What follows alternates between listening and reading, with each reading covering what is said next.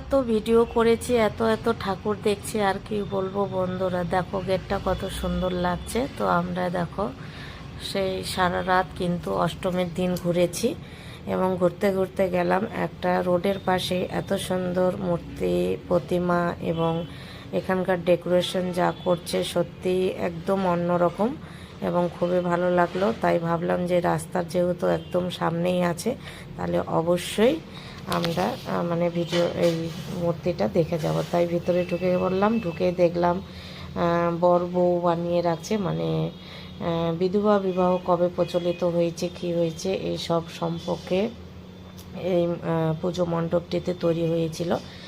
এবং এখানে সব নামি দামি গুণী ব্যক্তিদেরকে ফটো লাগিয়ে দিয়েছে, সবার প্রত্যেকেরই ছিল।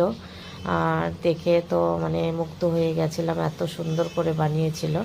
তো তোমরাও বেশ একটু একটু করে দেখে নাও আমার ভিডিওর মাধ্যমে, আর কেমন লাগছে অবশ্যই কিন্তু জানাতে ভুলবে না, কমেন্টের মাধ্যমে কিন্তু জানিয়ে দিবে।